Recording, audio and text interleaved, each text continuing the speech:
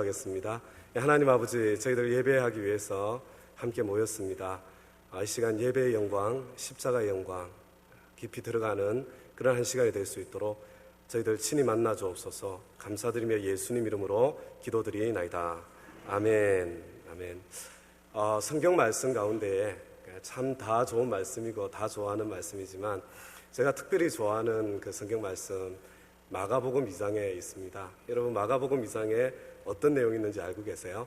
이 지붕을 뜯고 난 뒤에 중풍병자를 달아내리는 그 사건이 마가복음 2장에 나옵니다. 근데 예수님께서 그 상황 속에서 뭐라고 말씀하시냐면 내 침상을 들고 일어나 걸어가라 이렇게 말하는 것하고 내 죄사함을 받았느니라 이렇게 말하는 것 중에 어느 것이 더 쉽겠느냐 이렇게 말씀하시는 장면이 나와요. 마가복음 2장 9절에 있는 말씀이거든요. 근데 여러분들 생각에는 어느 쪽이 더 쉬울 것 같습니까? 내 죄사함을 받았느니라 이렇게 말씀하시는 거하고 내 침상을 들고 일어나 걸어가라 이렇게 말하는 것 중에 어느 쪽이 더 쉽겠습니까? 어느 쪽이 더 쉬워요? 사실은 우리가 곰곰이 생각해 보면 어느 쪽도 쉬운 일이 아닙니다. 내 침상을 들고 일어나 걸어가라 이렇게 말하는 것은 능력이 있을 때야 모르지만 만약에 능력이 없으면 그 이야기하고 10초도 되지 않아서 그것이 사실인지 아닌지 금방 드러나게 될 것입니다. 허풍쟁이 거짓말쟁이로 들통이 날 가능성이 굉장히 많은 그런 이야기입니다. 그렇다고 내 죄사함을 받았느니라 이렇게 이야기하는 것도 결코 쉬운 그런 내용이 아니었습니다. 왜냐하면 죄를 사한다는 것은 하나님께 속해 있는 겁니다. 그리고 공식적으로 합법적으로 제사장이 되어서 속죄 제사를 드리고 난 뒤에 죄사함을 받았다고 선언할 수 있지 않겠습니까? 근데 만약에 여러분들 가운데 어떤 분이 오늘은 내가 설교를 한번 해볼까 그렇게 생각을 하시고 여기 와서 설교를 하신다고 한번 생각을 해보십시오. 아니면 나도 왕같은 제사장인데 성찬식을 한번 거행해 보겠다 그러면 어떤 일이 생길까요? 아마 물론 가능은 하겠지만 엄청나게 충격적인 일이고 그 다음에 엄청난 권위에 대한 도전처럼 그렇게 느껴질 겁니다. 예수님 사실은 제사장 아니었잖아요. 예수님께서 내 죄사함을 받았느니라 이렇게 선언했을 때 아마 그런 엄청난 충격이 있었을 거고 엄청난 권위에 대한 도전으로 여겨졌을 겁니다. 아마 그런 시간들 때문에 예수님을 죽여야 되겠다는 그런 결심이 섰을는지도 모릅니다. 사실 이 두 가지는 다 쉬운 일이 아니고 어려운 일입니다. 제가 처음 이 성경 말씀에서 이 내용을 읽었을 때요 그런 생각을 했습니다. 이 참 성경이 이상하다. 내가 생각하기에는 어느 쪽이 더 어렵겠냐, 내가 더 어려운 쪽을 한번 해봐 줄게. 예수님이 더 어려운 쪽을 해보아서 예수님의 능력을 증명해 주려고 할 것 같았는데 내용이 그렇지 않은 거예요. 근데 지나면서 그런 생각이 들었습니다. 성경 말씀이요 사실은 한자 한자가 1.1획도 의미가 없는 구절이 없습니다. 이름 하나, 숫자 하나, 순서 하나에도 성경 말씀 가운데는 의미가 담겨져 있습니다. 예수님께서 어느 쪽이 더 어렵겠느냐 이렇게 말씀하지 않으시고 어느 쪽이 더 쉽겠느냐 이렇게 말씀하신 데는 이유가 있습니다. 우리가 인간적으로 생각해보면 내 기준으로 생각해보면 엄청나게 힘들고 어려운 일이지만 살아계신 하나님께는 하늘과 땅의 모든 권세를 가지신 예수님께는 그 일들이 조금도 어려운 일이 아니었기 때문에 그렇습니다. 하나님께는 모든 일이 쉽습니다. 하나님께는 어려운 일이 아무것도 없습니다. 오늘 아침에 예배하기 위해서 이 자리에 오신 임마누엘 성도 여러분, 여러분들은 어떤 어려운 일들 때문에 마음에 근심하고 계십니까? 어떤 힘든 일로 인해서 절망하고 계십니까? 여러분들의 눈으로 바라보면 절망적인 일이고 어려운 일이고 돌파구가 없는 일처럼 보일 수 있지만 하나님께는 쉬운 일이라는 것을 이 시간 기억하시기를 우리 주님의 이름으로 축원합니다. 여러분들의 모든 문제 가운데 해결자가 되시는 살아계신 하나님을 만나시게 되시기를 우리 주님의 이름으로 축원합니다. 사실 여러분들 가운데 많은 분들이 제가 갑자기 교회를 사임하고 이웃교회 담임 목사로 부임해 간다는 그런 소식을 들으시고 놀라시기도 하시고 또 어떤 분들은 마음에 섭섭한 마음을 가지고 계신 그런 분들도 계시리라고 생각이 듭니다. 그러나 이렇게 가만히 생각해 보면 이 일은 절대로 쉬운 일이 아니었습니다. 처음에 이런 가능성에 대해서 이야기가 나왔을 때 저는 말도 안 되는 이야기라고 그렇게 생각을 했습니다. 왜냐하면 임마누엘 교회 사역하고 있는데 바로 이웃에 있는 교회에 선보러 가서 설교를 한다는 거 상상이 안 되는 일이잖아요. 그리고 한 번도 설교도 들어보지 않고 얼굴도 모르는 목사를 담임 목사로 청빙해 준다는 것도 말도 안 되지 않습니까? 설사 그런 일이 일어났다고 하더라도 바로 이웃에 있는 교회에 담임 목회자로 부교육자를 보내줄 수 있는 교회가 이 세상에 그렇게 많지 않기 때문에 그렇습니다. 제 생각에 하나님께서 살아계셔도 이런 일이 일어날까 그런 생각이 제 마음속에 들었는데요. 사실은 그 전에 하나님께서 제 마음속에 주신 몇 가지 사인들이 있었습니다. 그리고 만약에 하나님께서 하시는 일이라면 내가 주제넘게 된다 안 된다를 결정할 이유가 없다는 생각이 들었고요. 정말로 하나님께로부터 온 일인지 아닌지 진행 과정을 보면서 살펴보자는 그런 생각이 제 마음속에 들었습니다. 하나님께서 하시면 쉬운 일이 되기 때문에 그렇습니다. 그래서 이 이야기가 나오고 난 뒤에 제 한 달이 다 못 가서 일사천리로 일들이 진행이 되었고 그리고 모든 것이 결정나게 되었습니다. 저는 이 진행되는 과정을 보면서 하나님께서 일하고 계신 것을 확인하게 되었습니다. 정말 제 마음속에도 손 목사님 표현처럼 만감이 교차하는 그런 마음들이 있고요. 그 가운데서 하나님께서 허락하신 사역들을 향해서 이제 떠나게 됩니다. 여러분들이 저를 위해서 기도해 주셨으면 좋겠습니다. 저 개인을 위해서 기도해 주시기를 부탁드리는 것이 아닙니다. 하나님 나라를 위해서 그리고 이 지역에 구원받아야 될 수많은 영혼들을 위해서 여러분 우리 교회에 이렇게 많은 사람들이 앉아서 예배를 드리지만 우리 산호제 이 지역의 모든 교회를 합쳐도 교회 다니는 사람들의 숫자가 15,000명, 20,000명 되지 않을 겁니다. 그러면 40,000명, 50,000명의 사람들은 여전히 예수님을 알지 못하고 사망의 길, 지옥의 길을 향해서 걸어가고 있는 사람들입니다. 바로 그들의 영혼을 위해서 저를 위해서도 기도해 주시고 또 제가 섬길 교회를 위해서도 여러분들이 기도해 주시기를 우리 주님의 이름으로 부탁을 드립니다. 지난 5월 말에 제가 너도 사랑하여라 라는 제목으로 하나님의 말씀을 함께 나눈 적이 있습니다. 그때는 그냥 결정이 된 상황이 아니고 그냥 이렇게 일이 진행되려고 할 때였는데 제 마음속에 이 설교를 준비하면서 임마누엘 교회에서 지난 6년 동안 6년 가까운 세월을 훈련받은 훈련에 간증문, 졸업 간증문을 쓰고 있다는 그런 느낌 제 마음속에 굉장히 많이 들었습니다. 하나님께서 너에게 이것 한 가지를 가르치기 위해서 여기에 불렀다고 그렇게 말씀해 주시는 그런 느낌이 제 마음속에 일어났습니다. 저와 같이 부족하고 거칠고 모자란 종을 손 목사님과 또 아름다운 임마누엘 공동체에 불러 세워서 훈련시키기 원하셨던 바로 그 한 가지. 얼마나 둔하고 어리석은지 제가 그 한 가지를 배우는데 사실은 20년 넘는 세월 보내야만 됐고 그리고 임마누엘 공동체 가운데서도 6년 가까운 세월을 보내야 했습니다. 여러분 그것이 무엇입니까? 사랑이 없으면 아무것도 아니다.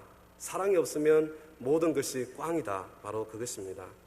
아무리 교회에 열심히 다녀도 아무리 헌금을 많이 해도 아무리 봉사를 많이 해도 아무리 일을 잘해도 아무리 큰 집회들을 척척 잘 수행해낸다고 해도 아무리 큰 사역을 성취하고 사람들이 놀랄만한 그런 업적을 이룬다고 해도 아무리 성령님의 은사가 나타나고 아무리 많은 사람들을 감동케 하는 설교를 한다고 해도 아무리 강의를 탁월하게 잘해서 사람들이 멋있다고 칭찬을 한다고 해도 아무리 많은 사람들이 몰려들고 그리고 수많은 사람들이 칭찬을 해준다고 해도 아무리 내가 열심에 열심을 내어서 주님의 이름을 걸고 일한다고 하더라도 내가 무엇을 하더라도 사랑이 없으면 사랑으로 한 것이 아니라면 그것은 불법이요 그것은 아무것도 아니요 그것은 꽝에 불과하다.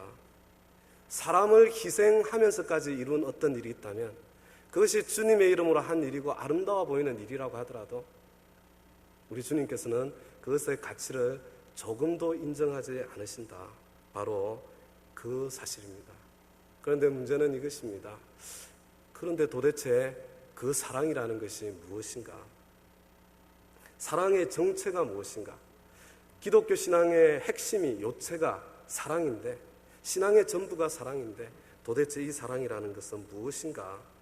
그것을 알기가 쉽지가 않고 정의를 내리기가 쉽지 않다는 것입니다. 이 사랑이라는 것이 얼마나 비밀스러운지, 이 사랑의 깊이와 넓이를 아는 것이 결코 쉽지 않다는 것이 저와 여러분이 가지고 있는 문제입니다. 흔히들 사랑은 희생하는 것이고 사랑은 주는 것이라고 그렇게 우리가 정의를 하곤 합니다. 그러나 오늘 본문의 말씀 고린도전서 13장 3절 말씀을 보면 내가 내게 있는 모든 것으로 구제하고 또 내 몸을 불사르게 내어줄지라도 사랑이 없으면 내게 아무 유익이 없느니라, 이렇게 선언을 하고 있습니다. 전 재산을 다 틀어서 가난한 사람들에게 나눠준다는 게 쉬운 일입니까? 혹시 그렇게 해보신 분 계세요?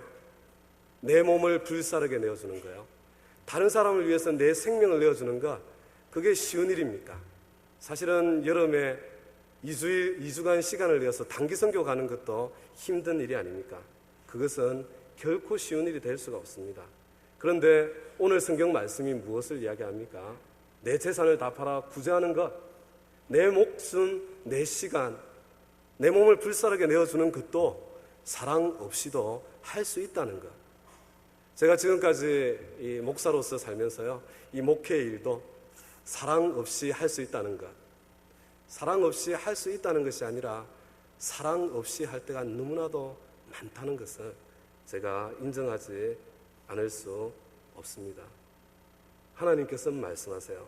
그런 엄청난 일, 사랑 없이도 할 수 있을 뿐만 아니라 사랑 없이 한 일이라면 아무것도 아니다, 이렇게 말씀하고 있는 것입니다. 사랑은 참으로 오묘한 것이기 때문에 오늘 본문의 말씀은 사랑은 무엇이다, 이렇게 정의를 내려주지 않고 사랑의 특징들을 묘사해서 우리에게 설명해 주고 있는 것 같습니다. 오늘 주보에 보면요, 이 주보에 한번 들어보시면 거기에 지난 5월 마지막 주일날 괄호 넣기를 했던 내용이 거기에 있습니다. 여러분 예배 참석하셨던 분들 기억나세요? 어떤 느낌이었는지요? 여기에 우리가 내 자신의 이름을 넣어서 한번 읽어보았습니다. 사랑이 없으면 꽝인데요, 아무것도 아닌데요. 우리 다시 한번 읽어보시겠어요?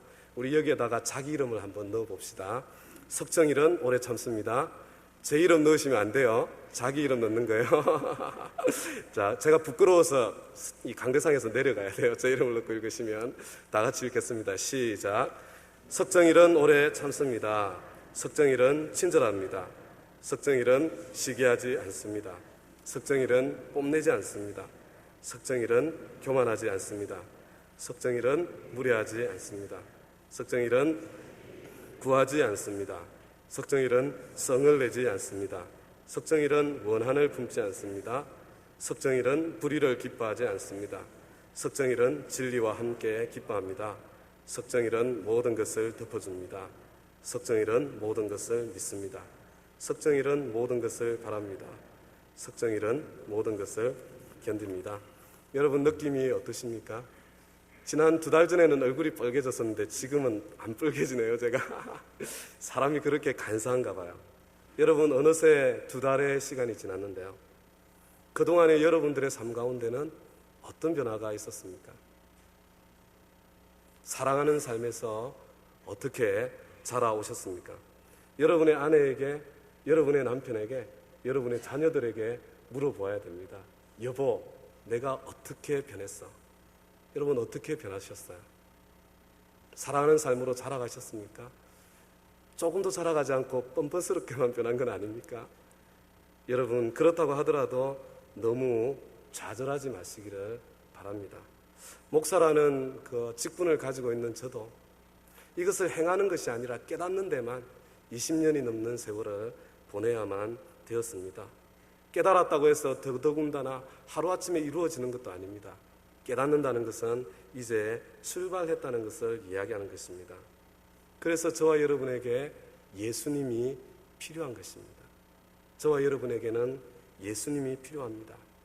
아무리 깨달아도, 아무리 그것이 옳다는 것을 알아도 내 안에 그것을 살아낼, 순종할 수 있는 삶의 능력이 없기 때문에, 내 안에는 너무나도 악한 것들이 가득하기 때문에, 그냥 내버려두면 자동적으로 이기적인 사람으로 변해버리기 때문에 저와 여러분에게는 예수님이 필요한 것입니다. 예수님은 오래 참습니다. 저와 여러분이 어떤 사람이든지 끝까지 포기하지 않으시고 참으십니다. 예수님께서는 모든 것을 덮어주십니다. 예수님께서는 모든 것을 믿어주십니다. 예수님께서는 우리에게 아무리 소망이 없는 것처럼 보여도 끝까지 기대를, 소망을 버리지 않으시고 완성된, 회복된 모습을 소망하고 기다려주십니다. 예수님은 저와 여러분을 견디어 주시는 분이십니다. 그렇지만 성도 여러분, 저와 여러분이 이 사랑의 삶을, 사랑하는 삶을 어떻게 살아내야 될지 그 구체적인 모습이 우리 마음속에 잘 그려지지가 않습니다. 오늘 고린도전서 13장이 말하는 사랑의 특징이 몇 가지입니까? 제가 이 몇 번 세봤는데요, 15가지가 나오더라고요. 15가지. 하나, 둘, 세 개째 되면 어떻게 해요? 이제 현기증이 나기 시작하잖아요. 이걸 기억을 해야 되는데, 셋이 넘어가면 현기증이 나고, 손가락이 5개인데 5개가 넘어가면 아유, 난 안 돼, 그냥 포기하고 싶은 마음이 들지 않습니까? 15가지를 어떻게 기억을 합니까? 제가 사랑에 대해서요, 임마누엘 교회에 머물면서 소 목사님 곁에 있으면서 제가 사랑의 깊이와 넓이에 대해서 지금까지 배워온 것 같습니다. 제 마음속에 4가지로 정리가 되었습니다. 사랑의 첫 번째 특징이 무엇입니까? 오늘 본문의 말씀 4절에 보니까 사랑은 오래 참고 이렇게 이야기하고 있습니다. 근데 이 오래 참는다는 것이 얼마나 중요한지 7절에 보면 4차례 반복해서 다시 한번 사랑에 대해서 말씀하시는데, 사랑은 모든 것을 참으며, 모든 것을 믿으며, 모든 것을 바라며, 모든 것을 견디느니라. 다 똑같은 오래 참는 것에 대해서 반복해서 말씀해주고 있는 것을 보게 됩니다. 사랑이라는 건 무엇을 이야기하는 것입니까? 도저히 참아줄 수 없는데 내가 인내의 한계에 온 거예요. 그렇지만 그럼에도 불구하고 참아주는 것, 모든 것을 참는 것입니다. 모든 것을 믿는다는 것이 무엇입니까? 이 사람은 믿을 구석이라고는 하나도 안 보이는 겁니다. 아무리 믿어주려고 해도 믿을 구석이 보이지 않아요. 그럼에도 불구하고 믿어주는 겁니다. 모든 것을 믿으며. 이 사람은 기대가 생기잖아요. 이 사람이 변할까? 이 사람이 정말로 변화되어서 새 사람이 될까? 기대와 소망이 조금도 보이지 않습니다. 그럼에도 불구하고 믿어주는 겁니다. 모든 것을 믿으며. 그래서 그 믿음 때문에, 그 소망 때문에 끝까지 포기하지 않고 견뎌주는 것, 바로 그것이 사랑이라는 이야기입니다. 여러분, 이런 사랑을 보신 적이 있습니까? 제가 우리 장모님 안에서 그 사랑을 본 적이 있습니다. 이렇게 말씀하시더군요. 우리 딸이 머리는 좋은데 내가 이사를 너무 많이 다녀가지고 공부할 환경을 만들어주지 못해서 좋은 대학교를 못 갔다는 겁니다. 우리 자식 공부 못한다고, 머리 안 좋다고 이야기 안 해요. 그죠? 내 눈에 보이는 결과가 어떠하든지, 내 눈에 무엇이 보이든지 끝까지 믿어주기를 포기하지 않는 겁니다. 우리 아들 머리는 좋은데 그냥 좀 게을러서 성적이 이래요, 이렇게 이야기하지 않습니까? 그런 이야기 들으면서 자랐고요. 여러분들도 똑같은 이야기를 하죠. 우리 부모님의 사랑 안에서 모든 것을 믿으며, 모든 것을 바라며, 모든 것을 견뎌내는 하나님의 그 사랑의 모습을 우리가 보게 됩니다. 제가 임마누엘 교회에 부임하기 전에요, 지나가면서 한번 손 목사님을 만난 적이 있습니다. 근데 그때 어떤 한 분을 만나고 제가 왔는데, 그분이 저를 다른 이렇게 많은 분들 앞에서 이제 설교를 했었는데, 여기까지 이야기하면 곤란한데요, 저를 소개를 하시는데 제가 앞에 서 있기가 민망할 정도로 과장하고 뻥튀기를 해서 저를 소개를 해주시는 거예요. 굉장히 불편했습니다. 그래서 손 목사님을 만나고 난 뒤에 그분은 아무래도 사기성이 너무 많아요. 제가 이 흥분해가지고 아주 열을 내면서 이 목사님한테 말씀을 드렸거든요. 1시간 전에 제가 경험한 그 일을 가지고 와서 제가 말씀을 드렸는데요. 제가 그렇게 흥분해서 열을 내면서 말씀드리면 어떻게 받아주셔야 돼요? 그러면 좀 맞장구라도 쳐주면 기분이 좀 좋잖아요. 그래요? 이렇게 해주셔야 되는데 손 목사님이 아무 말씀을 안 하시더니 이렇게 말씀하시더라고요. 그래도 그분도 좋은 분인데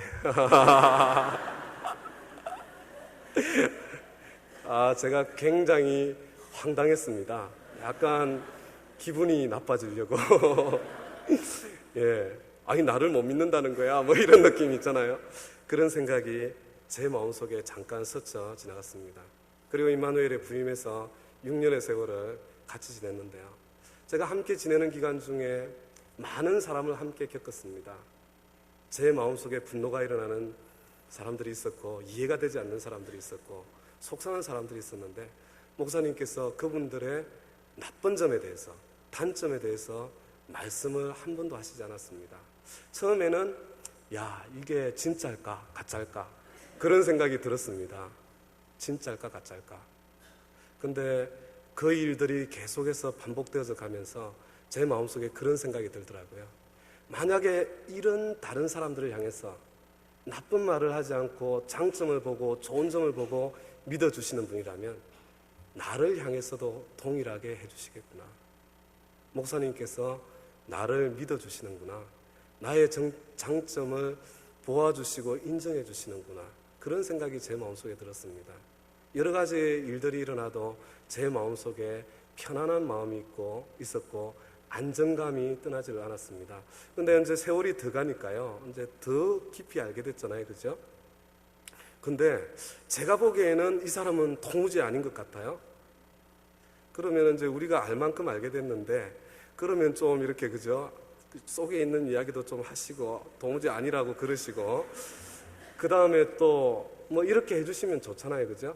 근데 그렇게 안 하시는 거예요. 제 마음속에 막 분노가 일어나더라고요. 제가 그 분노의 정체가 무엇인지 제가 살펴봤습니다. 제 내면을 살펴봤는데요. 그게 굉장히 나쁜 마음 있잖아요. 사촌이 땅을 사면 배가 아픈 마음 있잖아요. 샘나는 마음이라는 것을 알게 되었습니다. 사실 제가 목사님을 좋아하거든요. 왜냐하면 제가 부족해도 제가 잘못해도 제가 실수를 해도 그것 때문에 왜 이렇게 했어요? 그런 이야기 하지 않고 저를 수용하고 믿어주고 덮어주기 때문에 좋아했습니다. 그죠? 근데 저한테 해줄 때는 너무 좋은데 우리 목사님 너무 멋있어요. 존경스러워요. 그랬는데 제가 별로 안 좋아하는 사람한테 그렇게 해주니까 제가 샘이 나는 거더라고요. 나는 얼마나 악한 사람인가. 나는 하나님 앞에서 얼마나 부끄러운 사람인가. 제 자신을 되돌아보게 되었습니다. 나한테 해줄 때는 좋고 다른 사람한테 해줄 때는 나쁜 겁니까? 우물이 한 우물 아닌가요? 나한테 그렇게 해주시면 다른 분들도 그렇게 해주시는 것이 너무나도 당연한 것 아닌가요? 여러분, 바로 그것이 사랑이라는 것입니다. 어떤 사람을 만나든지 그분을 믿어드리기로 작정하고요. 그분을 향한 기대와 소망을 버리지 않기로 작정하고 그렇게 살아가는 모습입니다. 끝까지 포기하지 않고 한 사람을 믿어주고 회복되고 변화되고 완성된 그분의 모습에 대한 소망을 버리지 않는 것입니다. 그렇기 때문에 모든 것을 참고 모든 것을 견뎌줄 수 있는 것이 바로 사랑의 첫 번째 특징입니다. 그렇기 때문에 사랑의 비밀을 깨달아 훈련되고 성숙한 성도들의 입에서는 결코 비방이나 험담의 말이 나올 수가 없습니다. 다른 사람을 깎아내리는 악한 소문들이 성장하고 성숙한 사랑할 줄 아는 그리스도인의 입을 통해서는 결코 전파되지 않는다는 것입니다. 만약에 여러분들의 입에서 비방이 나오고 험담이 나오고 다른 사람들의 나쁜 것들을 덜추어내고 그것을 퍼뜨리는 일을 하고 계시다면요, 그런 말들을 할 때마다 제가 영적으로 얼마나 어린지 아세요? 저는 영적으로 갓난아이에 불과해요. 나의 미숙함을 자랑하고 드러내고 있는 것에 불과하다는 것을 여러분들이 기억하시기를, 부끄러운 일이라는 것을 기억하시기를 우리 주님의 이름으로 부탁을 드립니다. 여러분, 우리가 사랑해야 합니다. 누구를 먼저 사랑하시겠습니까? 누구를 먼저 사랑해야 되겠습니까? 여러분 먼저 여러분들의 남편을 사랑하시기를 우리 주님의 이름으로 부탁을 드립니다. 여러분들의 남편을 사랑하십시오. 여러분들의 남편을 무시하고 냉소하는 말들을 이제부터 버리시기를 부탁을 드립니다. 그냥 함께 있을 때 좀 무시하고 냉소하는 말도 기분이 나쁘거든요. 근데 어떤 분들은 꼭 친구들이 모이면, 다른 사람이 모이면 남편 앉혀놓고 남편의 흠을, 이 사람은 이것도 못하고요, 저것도 못하고요, 그것을 마치 자랑이나 하는 것처럼 그렇게 계속해서 반복하는 모습을 제가 참 많이 보았었습니다, 과거에. 그리고 지금도 그런 모습들을 보게 될 때가 많이 있습니다. 제 마음이 참 안타까울 때가 많습니다. 도대체 무엇을 위해서 남편을 그렇게 깎아내리는 거예요?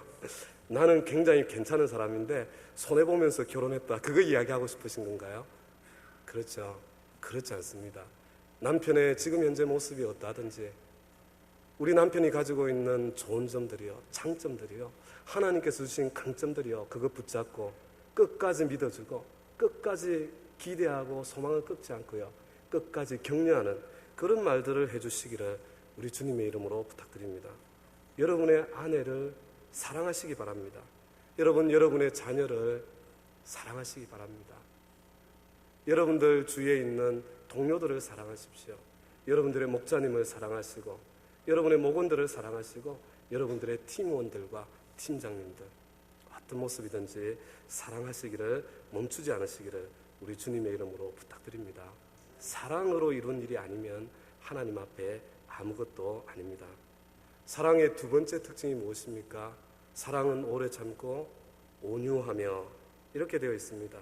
이어서 뭐라고 말씀하고 있냐면 성을 내지 않으며 무례히 행치 아니하며, 이렇게 계속해서 말씀하시는데요, 저는 이것이 다 같은 말이라고 그렇게 생각이 되어집니다. 여러분, 온유함의 반대가 무엇입니까?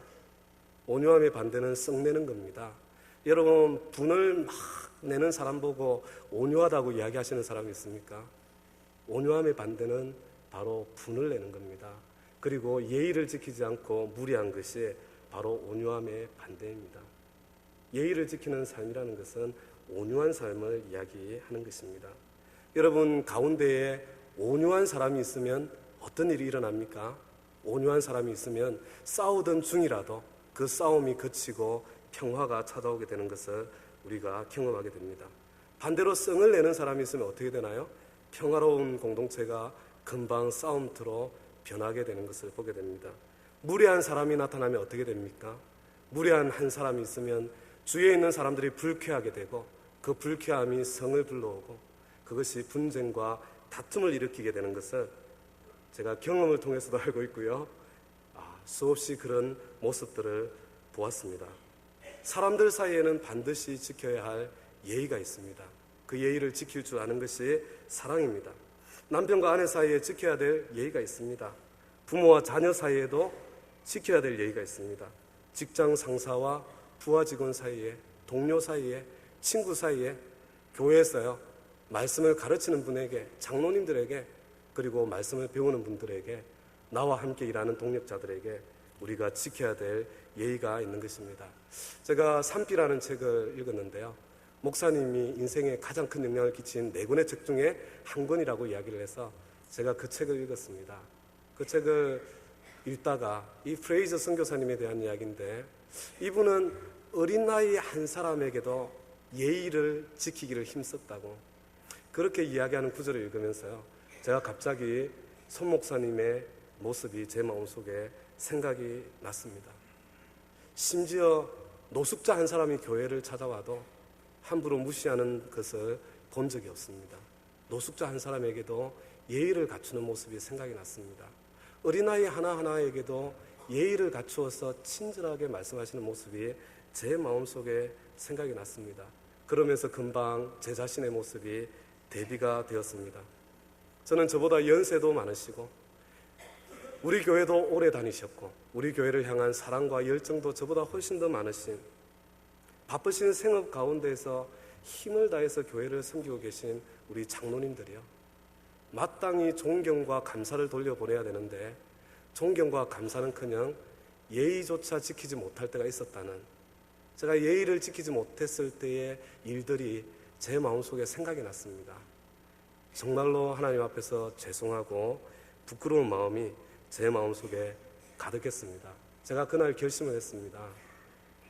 내가 농담으로라도 장로님들 깎아내리는 일은 하지 않겠다. 내가 예의를 갖추고 함께 동력하겠다. 그렇게 결심했습니다. 결심한다고 다 잘 되는 건 아니에요. 그렇지만 날마다 그렇게 살아가려고 애를 쓰고 있습니다. 지난 한 달쯤 전에요. 제가 단기 선교 가기 전에 저에게 이런 일이 있었습니다. 이제 예배가 다 끝나고요. 오후 3시 45분쯤 되었는데 우리 중고등부 아이들 모임이 끝나지 않아가지고 목사님은 들어가시는 길에 목사님 아들 지현이를 데리고 가시고요. 저는 끝나는 길에 제 아들 희민이를 데리고 집으로 가야 되는 그런 상황이어서 둘이 함께 이제 유스 방을 방문한 거예요. 여러분 제가 어떻게 하시는지 아시죠? 힘있게 유스 방문을 탁 열어젖히고요. 그 다음에 희민아 가자!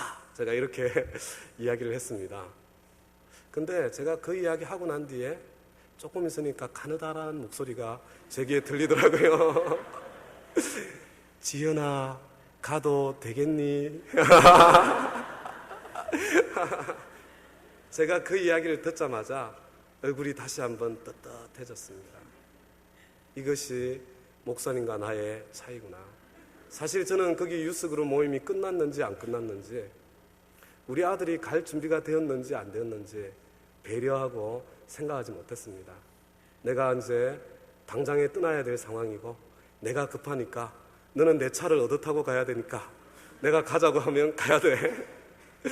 그런 생각으로 가자 이렇게 이야기를 했는데 목사님께서는 아들이지만 가도 되는 상황인지 아닌지 그것에 대해서 묻고 배려하는 예의를 갖추는 그런 모습을 보았습니다. 임마누엘 성도 여러분, 사랑의 두 번째 특징이라는 것은 성을 내지 않고 예의를 지킬 줄 아는 것입니다. 바로 그것이 사랑입니다. 제가 여러분들한테 참 말씀드리기가 죄송하지만요, 그래도 가는 길이니까 감히 말씀드릴 수 있는데요, 화를 잘 내는 사람 가운데에 영적으로 성숙한 사람이 한 사람도 없다는 거 아십니까? 아무리 교회를 오래 다녀도, 아무리 성경을 많이 알아도, 아무리 훈련을 많이 받았다고 해도, 아무리 교회 일에 열심히 한다고 해도요, 화를 잘 내는 사람, 성숙한 사람이 아닙니다. 주님 앞에 아무것도 아니라는 것을 기억하셔야 됩니다. 죄송하지만 그것은 사실입니다. 여러분 누구에게 예의를 지켜야 되겠습니까? 여러분의 아내에게 여러분들 예의를 지키시기를 부탁드립니다. 나에게 가장 소중한 나의 동력자, 내 아내에게, 함께 유업을 이어받을 소중한 내 아내에게조차 예의를 지키지 않는다면 다른 사람 앞에 나가서 폼 잡고 예의를 지킨다는 것이 무슨 의미가 있겠습니까? 하나님 앞에 또 다른 윗선이 되지 않겠습니까? 여러분의 아내에게 예의를 지키십시오. 여러분의 자녀들에게 예의를 지키십시오. 여러분의 남편들에게, 남편들 하면 안 되죠. 여러분의 남편에게 예의를 지키시기 바랍니다. 여러분, 우리 말씀을 가르치는 분들에게 예의를 지키세요. 우리 장로님들에게 예의를 지켰으면 좋겠습니다. 우리 교회에서 일하는 모든 신실한 일꾼들에게 우리가 예의를 지켰으면 좋겠습니다. 나의 섬김을 받는 사람에게 예의를 지켰으면 좋겠습니다. 그리고 한 가지가 더 있습니다. 정말 하나님 말씀 그대로요, 우리 나라를, 우리 조국을, 아니면 이 나라를 힘들게 섬기기 위해서 다스리는 자들이요, 하나님께서 권위자로 세워주신 나라의 지도자들에게도 우리 믿지 않는 사람들처럼 그렇게 험한 말들 쏟아내지 마시고요, 예의를 지킬 줄 아는 그런 사람들이 되시기를 우리 주님의 이름으로 부탁드립니다. 그것이 사랑입니다. 사랑이 없으면 아무것도 아닙니다. 사랑이 없으면 꽝입니다. 사랑의 세 번째 특징은 투기하는 자가 되지 아니하며 이렇게 말씀하고 있습니다. 성경은 이어서 자랑하지 않고 교만하지 않고 자기의 유익을 구하지 아니하고 이렇게 계속해서 사랑을 설명해 주고 있습니다. 투기와 자랑과 교만과 이기심이 어디에서 나오는 것입니까? 그것은 바로 경쟁하는 것에서 나오는 것입니다. 내가 이기겠다는 그 경쟁의 욕망이 바로 투기와 시기와 자랑과 교만을 만들어내고 있는 것을 보게 됩니다. 그렇기 때문에 이 사랑이라는 것은 경쟁하지 않는 것입니다.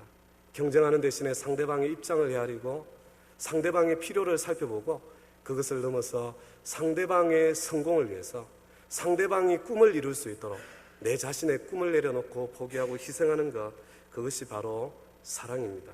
이것은 절대로 쉬운 일이 아닙니다. 이것은 결코 쉽게 이루어질 수 있는 일이 아닙니다. 우리는 태어나는 순간부터 경쟁하는 문화 속에서 경쟁하도록 배우고 자라왔습니다. 마치 경쟁하는 것이 당연하고 올바른 일인 것처럼, 이겨야 주님께 영광을 돌리는 것처럼 그렇게 생각을 하면서 살아온 사람들입니다. 저는 소 목사님 통해서 경쟁하지 않는다는 것이 무엇인지 그것을 지금까지 배워왔습니다. 제가 많은 이야기들을 할 수 있지만 제가 이웃에 있는 교회에 담임 목회자로 간다는 것, 그것이 어떻게 가능하겠습니까? 내 이웃에 있는 이 교회가 우리 교회와 경쟁하는 교회라고 생각하는 한은 결코 그런 일이 일어날 수가 없는 것입니다.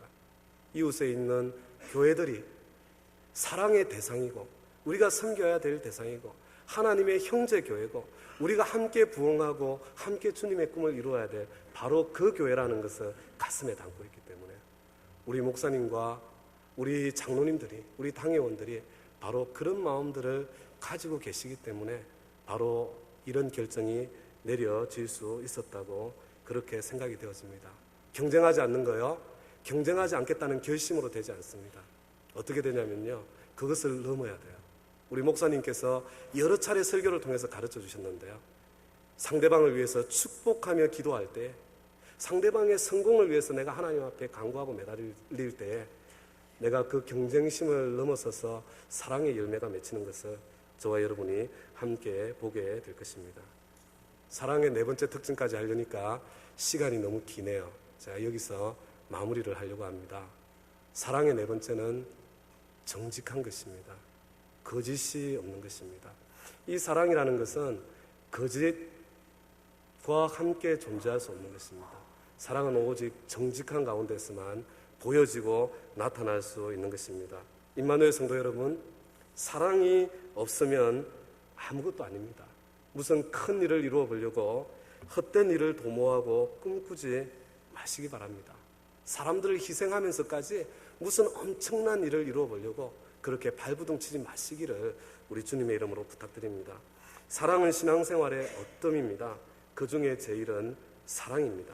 사랑은 신앙생활의 전부입니다. 사랑은 어떤 사람을 만나도 의심하지 않고 끝까지 믿어주는 것입니다. 사랑은 어떤 사람을 만나도 성내지 않고 예의 바르게 행동하는 것입니다. 사랑은 어떤 사람을 만나도 경쟁하지 않고 상대방의 입장과 이익과 필요와 성공을 위해서 내 자신의 것을 내려놓는 것입니다. 사랑은 거짓과 불의가 없이 언제나 정직하고 올바르게 사는 삶입니다. 제가 어젯밤에 잠자리에 들기 전에요, 갑자기 그런 생각이 제 마음속에 들었습니다. 성경이 사랑의 정의를 가르쳐주지 않는 것은 성경은 인격이기 때문에 그렇다, 그런 생각이 제 마음속에 들었습니다. 이 사랑이라는 것은요, 이것이 사랑이야 이렇게 해가지고 되어지는 것이 아닙니다. 이 사랑이라는 것은 성령님께서, 사랑이신 성령님께서 내 안에서 순간순간 말씀하시는 바를 따라서 내가 순간순간 순종하는 삶을 살아갈 때, 성령님께서 내 인생의 주인이 되어서 내가 그분의 음성에 순종할 때에 내 삶 가운데 저절로 맺혀지는 것이 바로 사랑이구나, 그런 생각이 제 마음속에 들었습니다. 저는 임마누엘 공동체 가운데서 여러분들과 함께 지내면서 소 목사님 곁에 머물면서 그리스도인으로서 사랑하며 산다는 것이 무엇인지 그 구체적인 그림을 조금이나 그릴 수 있게 되었습니다. 성령님께 민감하고 성령님께서 말씀하시는 바에 순간순간 순종하며 삶의 열매가 바로 사랑의 모습이었다는 것을 깨닫게 된 것입니다. 고린도후서 2장 14절에 이런 말씀이 있습니다. 육에 속한 사람은 하나님의 성령의 일을 받지 아니하나니 저희에게는 미련하게 보이며 또 깨닫지도 못하나니 이런 일은 영적으로라야 분변함이니라, 이런 말씀입니다. 저는 솔직히 말씀드리면 때로 손 목사님께서 결정하신 것이 이해가 되지 않을 때가 있었습니다. 때로 손 목사님이 결정하신 것이 마음에 들지 않을 때도 있었습니다. 그것을 넘어서 미련하게 보일 때도 있었습니다. 제가 정말 죄송한 이야기인데 어리석은 판단이다 그렇게 생각할 때도 있었습니다. 그러나 언제나 그 과정이 지나고 결과를 보면 그 가운데 하나님께서 함께 하셔서 하나님께서 이루신 놀라운 결과가 있었다는 것을 제가 수없이 반복해서 확인해 왔습니다. 성령님께서 인도하시는 건 때로 미련하게 보이고 때로 이해가 되지 않고 때로 내가 좋아하지 않는 것이고, 그렇지만 그 성령님의 인도하심에 순종할 때 저와 여러분에게 그 사랑의 열매가 맺히는 것입니다. 지금 이때 하나님께서 저를 담임 목회로 불러주신 것은 제가 배운 것 잘 살아내고 더 성숙하고 그리고 더 아름다워질 기회로 불러주셨다는 것을 알고 있습니다. 저는 성공을 위해서 떠나는 것이 아닙니다. 무슨 엄청나게 큰 교회를 세워보려고 떠나는 것 아닙니다. 저는 사랑하기 위해서 떠나는 것입니다. 제가 순간순간 성령님께 민감하고 순종하는 삶을 살아서 제가 다른 어떤 것에서 성공하는 것이 아니라 사랑하는 삶에서, 제가 임마누엘에서 배운 것을 실천해내는 삶에서 성공할 수 있도록 그렇게 기도해 주시기를 우리 주님의 이름으로 부탁드립니다. 우리 이미 아름다운 교회로 세워진 우리 임마누엘 교회, 우리 성도 여러분, 다른 것들로 자랑스러워지지 않았으면 좋겠습니다. 이 가운데 넘치는 사랑으로 우리 임마누엘 교회가 더 자랑스러운 교회가 되어지기를 바라고, 그래서 이 지역과 땅끝에 소망이 없는 사람, 사랑을 보지 못해서 낭망하고 절망해 있는 사람들에게 소망의 길을 보여주는 그런 교회가 되어지시기를, 함께 그런 교회를 세워나갈 수 있기를 우리 주님의 이름으로 축원합니다. 다 같이 기도하겠습니다.